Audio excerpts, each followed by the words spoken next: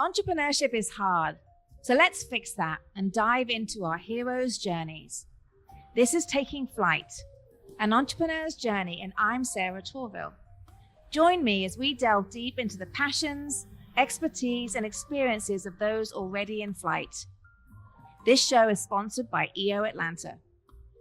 Hello and welcome to EO Atlanta Taking Flight podcast. And I have been really excited. I met this individual at a recent Nerve event, happened to sit next to him. And I knew he was fairly new to EO, but has an incredible business. And I felt like he would be a really important person to have on the show for us to learn from today. So let's get started. And so let me introduce this individual. He is the founder of GCE Strategic Consulting, an accomplished CEO and COO and executive coach, 30 years of business experience from startups to Fortune 100 companies. He is an avid chef that refuses to use recipes. He's one of like someone like myself. I am the same, refuse to use recipes. Proud father of 3 daughters. Let me introduce Ken Paskins. Excellent. Sarah, thanks so much for having me here. It was great meeting you at Nerve, and I appreciate you inviting a newcomer to EO on. So really looking forward to this. Me too. And you are very welcome. And I feel like there's no better way really for our members to get to know each other any better than through our podcast. So, and it's amazing. I've heard people have said to me like, wow, I listened to them on the podcast and then I got to meet them in person. I felt like I already knew them. So we're going to give everyone that opportunity to get to know you, Ken. Sounds great. So let's get right into it. And I love our first question. I feel like we straight away are educating. And so, Ken, what did you get right when you took your first flight into your entrepreneurial journey?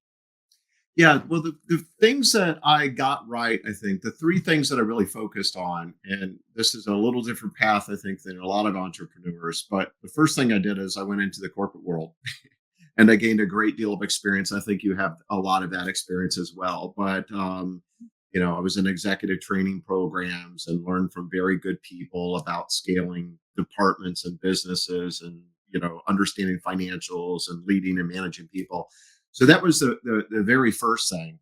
And the second thing is when I started my company, I was a solo entrepreneur. A lot of people when they first start, and I had visions of possibly building the company someday, but I wasn't 100% sold on that, to be quite honest. But even from the very beginning, I invested heavily in brand and SEO and building a robust database. And I'm actually glad that I've done that. And then the third thing is just zero tolerance for anyone that doesn't share my core values or my views on integrity and ethics and things of that nature, and just really surrounding myself with the right people.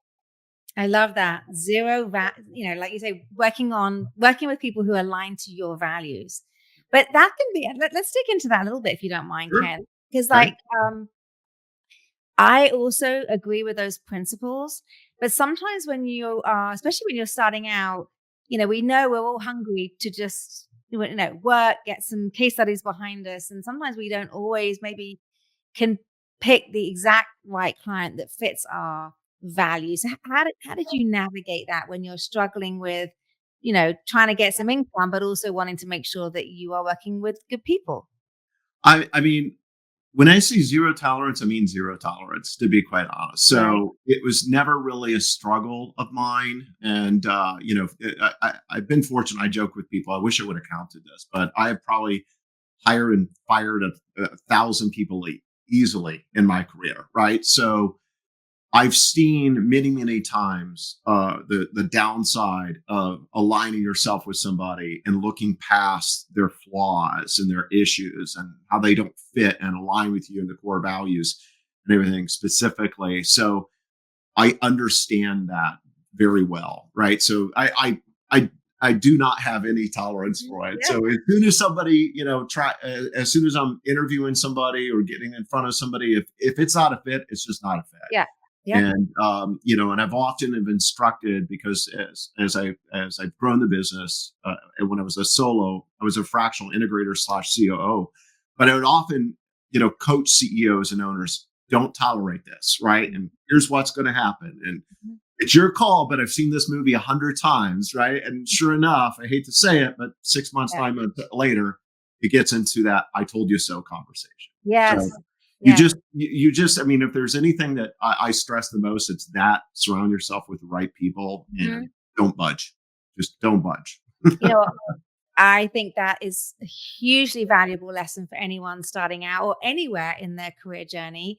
But I love, and zero tolerance, like you say, means zero tolerance. It's like there's Right. no like, yeah, but it's like, and I mean, and do you think a lot of that you rely on your gut check too? I mean, does gut? It's not just about like just what's written down on a perhaps a bio of somebody, or but is it a gut check too on It's values? gut and data. Yeah, It's gut and data and experiences. I yeah, guess is the best way to put it, right? And yeah. there's some things, I'm very much into behavioral testing and like Myers, DISC, Mhm. Yeah. Colby. Oh, I love that stuff. And my wife makes Good. fun of me because I take all these tests and they tell me the same thing about myself. But anyways, there's some flaws in people, in my opinion, that you just can't change. They're character flaws. So, Yeah. you know, an employee showing up late to work, that is something I can coach through, right? An employee that lacks some quality, I can coach through and set the right expectations, Mhm. on that and deadlines and things. I can work with those things. An employee that lies, manipulates, and does things like that, those are character flaws, Yeah. right? Those are things that I will not put up with and you shouldn't put up with. You can't coach that genetically out of that person's DNA, in my Yeah. opinion. Right. So that's what I would say to that. Yeah. Great lesson. I love it. So you mentioned your wife. I'm not sure if she is a co-pilot on your journey. It's funny how many, and it's great, the Yeah. value of a spouse in the journey of being an entrepreneur. But who are or were your co-pilots on your journey? Yeah, so my wife plays a role in the fact that she's running our podcast. So we'd love to actually get you on it someday. Oh, thank you. So we've got a podcast that we've launched and everything. We're in the relaunch phase of that and everything, and Mhm. I think she's got 73 episodes. So Great. that's her involvement. She does some other things as well.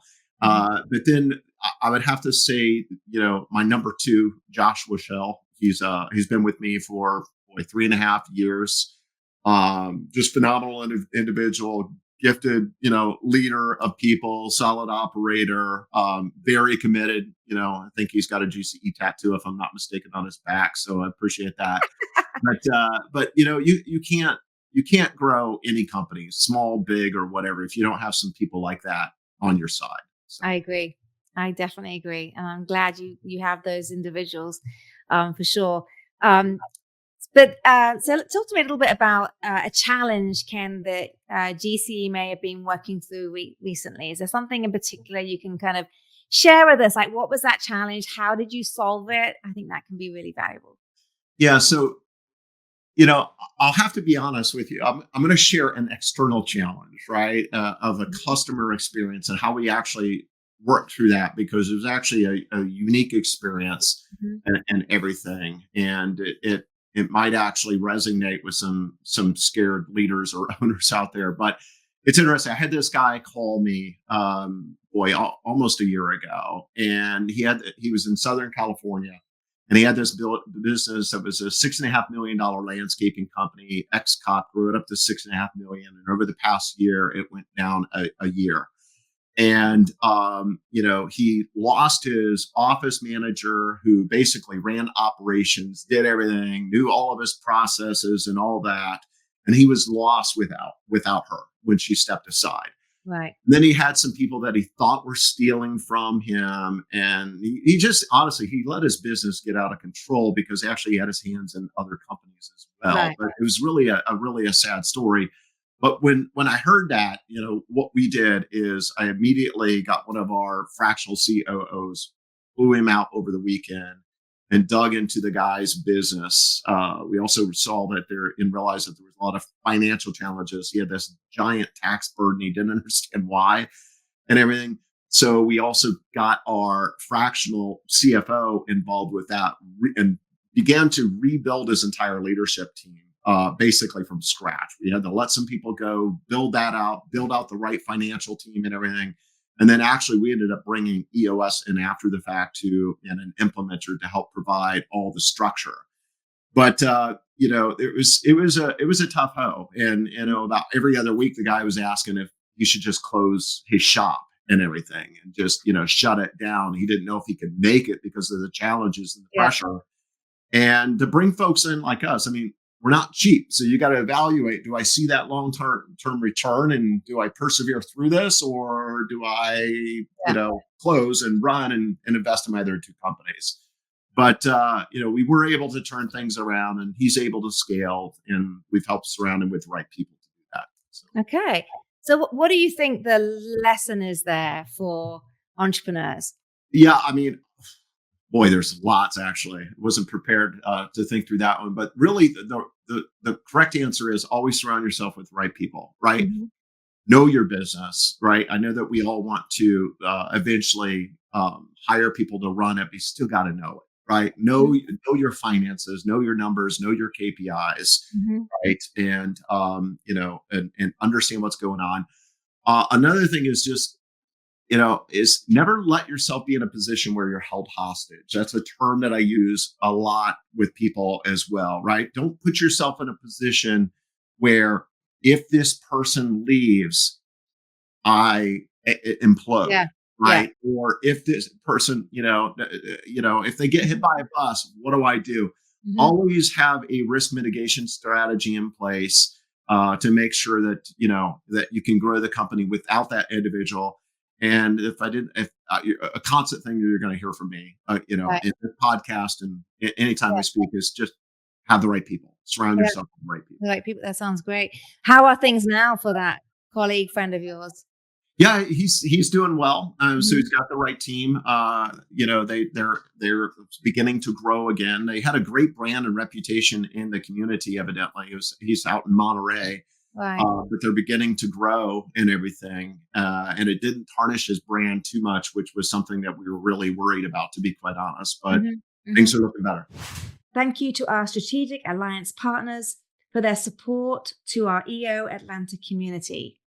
Check these partners out as they can help you soar further into your entrepreneurial journey.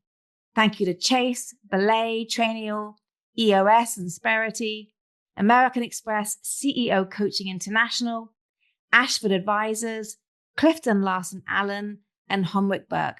So, I mean, Ken, it feels like when I'm slightly going off script a little bit, but I want to dig into this. It feels like, I mean, you feel like somebody who's got a lot of like structural, organizational process experience, which you're bringing to these businesses. Right. And I just want to like understand, because I think that those are just like critical disciplines that many entrepreneurs don't have. Right. We get into this because of the love of the passion of what we want to do. And then the other bit we have to learn as we go through it. Feels like you've come in with this, which is it's good for your business, and good too, it's good for your clients. But where did that come from? Was that from your corporate experience? Is that what you did?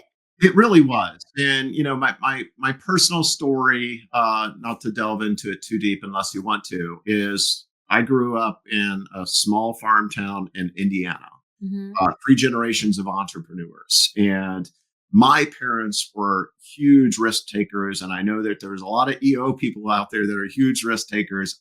I'm more conservative, right? Yeah. But I grew up in the type environment where my parents, at one time they had money falling out of the sky and we're going to Vail and eating lobster and life is great. And literally 4 months after that, a business would go belly up on a big gamble. And my mom, at 12 or 13, is coming to borrow money from me to pay the phone bill. Right. So that formed a lot of my beliefs, both my conservative views, my need to mitigate risk, to put the right systems and processes down and everything. And then it further formalized in corporate and just running large teams, both nationally and internationally. And I know that you have international experience as well. I listened to your podcast as well. So it was pretty cool. Actually, I think your very first travel was it to Turkey or something? Yes. Was it? Yeah.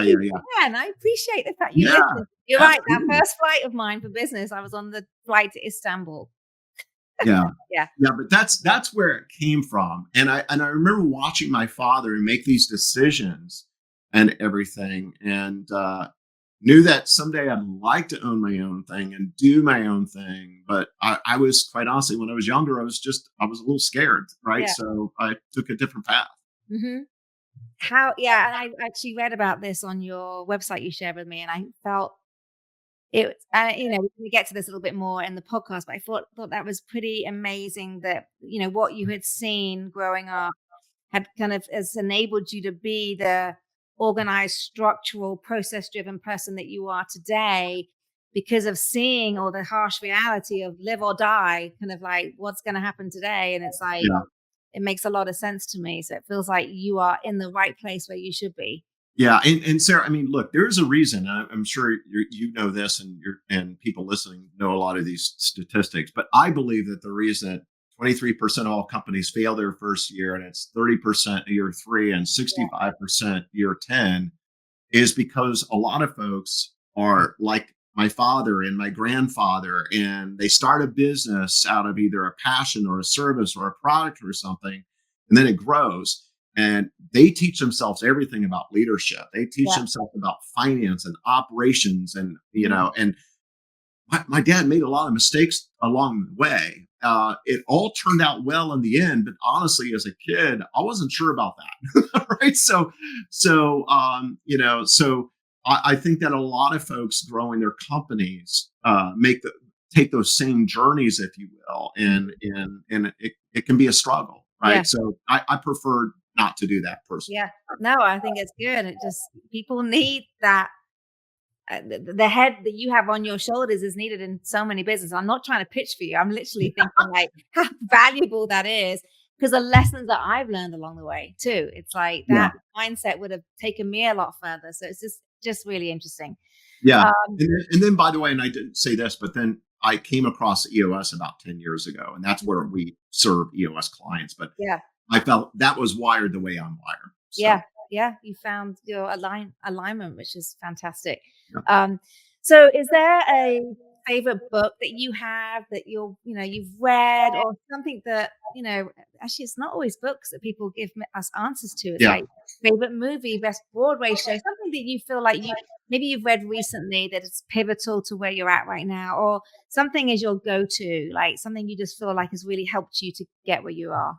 Yeah. So I was going to. I'm gonna give the one that I typically give, and then I'm gonna give you the real one, the real answer, Mhm. because I knew that you would ask this question just listening to the other podcast and Robin, who's in my forum and everything. So I put some thought into this. But generally, I always recommend to leaders and people to go read the book, The 5 Levels of Leadership by John Maxwell. I love that book, right? And it talks about how you gain as a leader, but when you change an organization, you go back down, and you've got to earn your right up to that higher level and what that means and Mhm. everything. So that's it. But in thinking through this, there's a book that I've only read twice, and it's a book called The Cure, right? So I don't know if you've heard about it, but it basically talks about having an authentic experience with Christ, Okay. it incorporates theology, grace, identity, and everything, and talks about, basically, it helps us understand as people that none of us are perfect, right? Mhm. We all make mistakes. We all sin and everything, and talks about how we wear masks out in the world and pretend, per se. And I know it's got obviously a religious slant, but I do promise that even non-believers would get value out of it. And personally, it actually changed how I view myself and others in Right. society. And I remember, like this, well, I guess I fibbed a little bit. I said I read it. I'm an Audible guy. I listened to it twice. Yeah. But it has this story in there, and it talks about all these people that get together, at a party, and they're all wearing their mask and they're pretending. And it's like, Sarah, how's life going? Mm. Oh, it's good. And you? Good. How are the kids? Oh, they're good. And Yeah. business is good. And in the back, and hopefully this isn't you, but Sarah's going, I just filed for divorce. My Yeah. kid is really sick. My Yeah. business is cratering, but we Yeah. pretend, right? So So it was really, it changed my perspective on things and learning how to, take off that mask and be my authentic self. My gosh. Who is the author of that book? Oh, I was hoping you wouldn't ask that. I Oh, forget. Oh, and I know you ask everybody that. I want to say John Grisham, but I'm not okay. 100%. No, yeah, I'm looking right now, but Yeah. we can check in a minute, and Okay. maybe come back there in a moment. But that sounds like an incredible book. And then you said 5 levels of leadership as well. Is Yeah. that correct? Okay. Absolutely. Yeah. Okay. Thank you for sharing two different perspectives of books Yeah. as well. So, okay, I love that. Um, all right, I want to kind of let's talk about the future a little bit Yeah. right now, Ken. Where are you heading? What is the destination for you, for GCE, strategic? Like, where are you going?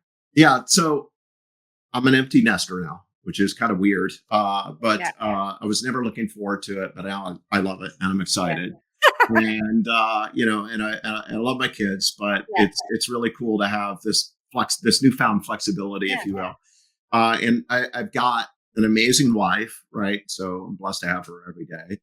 And I'm excited. The future grandkids. I'm guessing that's probably 2 to 3 years out still, Right. but I'm excited about that, and I'm really excited. I mean, not just all business, but the opportunity for GCE looks really, really bright. We've had some phenomenal growth over the past couple of years since I Mhm. decided to make a commitment of being a solo person versus actually growing the business. Right. And I want to look at some strategic acquisitions, Mhm. and then continue to invest heavily in sales and marketing and branding and growing, and Mhm. and look at how AI can be incorporated into Yeah. the company as well. So I went to the AI event that I remember Ethan speaking about it. And Yes. it changed my view on how we should incorporate and look at AI more as a company also. Great. Okay. So I didn't realize that. So your business right now, you are a solo entrepreneur. You were growing like a consultancy before, is that right? And now I it's was a solo. Yes. Yeah. So now I've got a team sorry. of like 18 people. So Okay. we've got a fractional COO practice, CFO, heads of Right. sales, HR, recruiting, compensation. So we've got different practice areas that help EOS clients. Right. But I started when I got out of corporate. I kind of branded myself as a fixer, right? Yeah. So I would go in and help companies get to the next level, help small business owners scale and everything, and then it kind of grew into I had people wanting to join me, and then it kind of grew into a business. Yeah, yeah, that makes sense. Okay, fantastic. That sounds like a lot to be excited about. And I Yeah. too am a new empty nester, and was also nervous about it. I think we were talking about this when we first met each other, and then you get that realization that, oh my gosh, like you don't have to go home and make dinner at a certain Yeah. time, and Yeah. Yeah. simple things like that. You love your kids, but Yeah. man, it feels good. It Yeah. definitely feels good, Agree. especially when they're in a good place. So. Yeah. Okay, I want to learn more, and not just me. Our listeners want to learn more about you, Ken. And you talked a little bit actually about your past and growing up, but Yeah. and maybe that is that. Maybe sorry, I've probably asked you these questions already, or you feel like you've answered it. But is there anything else you feel like was impactful as you grew up that has made you the person you are today and the entrepreneur that you are today? Yeah. Big I thing. mean, I did hit a lot of this, but Yeah. when I started, I mean, I'll add to it just in the essence of sharing and being transparent here. But when I started actually working in the cornfields of Indiana. I know that sounds silly for non-Indiana people, but I started working at a very young age, roguing corn, baling hay, and everything. And I've always have worked, right? So I've got a very strong, Midwest work ethic, and Yeah. saw my parents work religiously as well and put in a ton of hours and everything. And then, like I said, just watching my father and growing up in that environment kind of molded the direction that I wanted to go. Went to Purdue University, graduated from there, and then took the corporate route. And really, my claim to fame and how what I guess got me recognition in the corporate world is right after 9/11. I was a bag carrying sales guy, and I closed a $40 million software deal with a Quest Communications in Colorado. And the software company I was with, they're about a $1.2 billion publicly traded company. It was 4x larger than any transaction they've ever done. It saved the company's butt. It was the only company actually hitting their numbers after 9/11 in tech. So I got very cocky after that, and I was, I think it was like 30, even if you will. And I went to them and and everybody wanted me, and I told them, I said, you got to put me on your executive track or I'm walking. So I'm looking back now and thinking of this 30-year-old telling, these executives that, but they actually did it.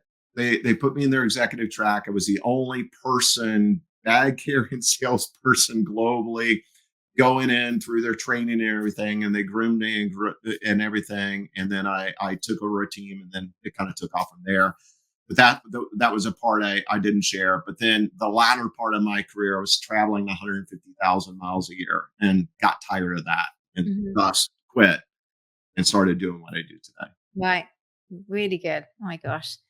I love that hardworking ethic. It sounds like, your parents did instill that in you, and it's playing out now in multiple ways. A, having the energy to do your own business, and B, helping other business owners, achieve the same things that you are achieving. So Right. that's great. I love to hear that too. So, and I know I asked you a little bit, I mean, just for anyone who's really trying to understand, like, and maybe there's an area for you to help them, like, what do you think you really do for businesses? How do you really help them? Yeah. So our niche is EOS, but look, business is business. You know this, and I know this, right? Sales is sales, ops is ops, HR is HR, right? But that is our niche, and about 85% of our clients are pure EOS companies. And Right. generally, if you look at it, companies go to EOS because something's missing. And let's face it, if your culture is perfect, if you're doubling growth every year, if you got all the right people, you have all the right stuff going on, you're probably not going to do it. And but people go there because something's missing, right? And then they generally come to us because something is still missing, right? So the best way to put it is we help maximize your EOS ROI, and by surrounding you with proven operators that have kind of been there, done that, and help give you some horsepower to get to the next level, whether it's COO, CFO, HR. Fortunate enough, I've got people on my team that have, worked with Sequoia-backed companies, lots of PE experience, M&A experience, and a Harvard guy, a guy that's done 5 exits, right? So we've got some really smart talent. And, I'm a firm believer that you've got to surround yourself, one, with a coach. I encourage every CEO to have a coach of some sort. One, or the second, is a community, right? So community like EO, right? And then 3 is the right people, and that's either full-time or fractionally, and we support those fractional roles to provide Right. extra oomph, per se. Right. And for anyone who's not familiar with EOS, Yes. because not, even though it's a term used a lot in EO, not everyone is familiar. Yeah. Why don't you just give me a quick, high level, so you say you go in and help companies who are EOS companies. What do you mean by that? So the EOS, it's an operating system, is the best way to put it. Yeah. So we've got Brian Solka, who's an SAP in our Atlanta chapter. Brian goes out and he sells this system for companies to implement, right? And then we provide, so basically, to answer your question, EOS, the Entrepreneurial Operating System, gives, Brian, I do a much better job at this. I don't sell EOS, but it provides a framework, right? Okay. A framework and path for companies that bring structure and organization into their companies. So helps them establish, their core values, their 10-year plan, their 3-year plan, the right structure of their teams, things of that nature. Does that make sense? Yeah, that does. But you're saying when they've done that, they've done EOS, and they recognize that there are gaps which you've seen, because I've done EOS for my company too. Recognize that there are gaps then. So that's when they go to work with you guys to fill in the gaps which were missing, which they've seen during the EOS process. Is that right? Yeah, that's correct. So we've worked across over 10 different countries. We're actually the only firm out there has a testimonial by Gino Wickman, who's the founder, and Mark O'Donnell, who's the CEO of EOS. But anyways, so if you're a business and say, I don't know, $5 million, and you've got maybe you're looking to at an exit or M&A event or to get to the next level, and sometimes you're looking at your leadership team and going, I don't know if they have it. They've got me to this level, but I don't know if they can get me to that next level. Companies will come in and say, bring in one of our folks as a fractional integrator to help really not just elevate that business, but elevate the entire leadership team. Right. But the way, or they'll bring in our CFO to shore up finance. I don't know how many companies I've spoken to, and I think I had the right team. I've got a bookkeeper, and I call them the CFO, right? Yeah. But so they'll have us do that, or from an HR perspective, we worked with a guy one time, and he realized that he lived in California, and he realized that he had 50 people on his team that he had misclassified, right? Which was like a $650,000 liability, right? We can help fix that, right? Yeah. So Okay. but if you're using EOS and you need some fractional help in a specific area, that's what we do. Okay. And I love the fact you gave a call out to one of our SAPs, Brian Yeah, Silver. yeah, Brian and I are friends, and we are on Sandler training together, which is a training we do every week for sales training. And he's a great guy. So, he is a great guy. yeah, and a great SAP for EO. So I appreciate Yeah, you giving that call out. I will let him know that he's going to be mentioned. So, um, perfect. so, Ken, you are new to EO, and I'm so delighted that you joined us. But tell me, like, even in the small amount of time that you've been with EO, have you been able to look at any ROI that you think you're getting from being part of this community? I mean, absolutely. So I shared this, I think, with Jan this week, or somebody else within EO. But for the past 10 years or so, in working with other owners, I was more brought in as kind of the expert and the teacher versus growing and being and learning per se, right? And there's a lot of CEOs that I worked with that were in EO, and they talk about, oh, I just got on a forum, and I just did this, and I just did that. And then they'd also bring, 200 new ideas out back to the company, and they wanted to implement them all next week, right? So, Yeah. but I saw how much passion they had and how much love they had in it and everything. And I was just thinking to myself, I said, it'd be cool to surround myself with people like that, right? People on this journey in life that we're all just trying to figure out, Mm-hmm. growing our families and growing our companies, and have that same experience, right? Mm-hmm. So and I have, I'm actually learning again, which is fun. I mean, I can't Yeah. believe how cool Nerve was, and how many Yeah. takeaways that I got out of that event. And just the Ethan speaking at the AI event, our what do we call it? It's not TEDx, Oh, but EOX. Yeah. yeah, EOX. Yeah. EOX, and the stuff that I got out of there, and just speaking with some of the different members and everything. So I'm already getting a ton of value, and Mhm. I'm excited about my journey. Yeah, I can tell you are, and I really like it's. Yeah, your passion is coming through, and I can feel that, and that's so important. And I do agree, it's great to be around like-minded people who kind of energize each other. Yeah, Uh, yeah. So, introspection question. Everyone knows yeah. I love this question. Um, tell me, if you were to do this all again, would you do it all over again? I absolutely would. Only I would have done it faster, right? Right. So I probably would have invested into growing the company versus being a solo. Right. I probably would have sped that up. I'm actually really thriving and loving it and enjoying it. And I've Yeah. already just got done doing my 2025 plan and my financial, forecasting and everything. And I do love it. So no, I wouldn't change a thing, minus I would have expedited the process. But Mhm. now that you know me a little better, you know that, as I shared, I'm a little bit risk adverse, which I know is weird for an entrepreneur, right? And I wanted to make sure that we were ready to do this from a Yeah. branding, a recognition perspective, and everything. And it was viable versus, just being a solo. Yeah. That makes sense. Okay. Fabulous. So, oh gosh, uh, we do have a little bit of time, but I know we're going over. Sure. But I want to ask you, like, I know you like pickleball. I think you Yeah, got into it fairly recently. Talk to yeah, me a little bit about that and any other hobbies.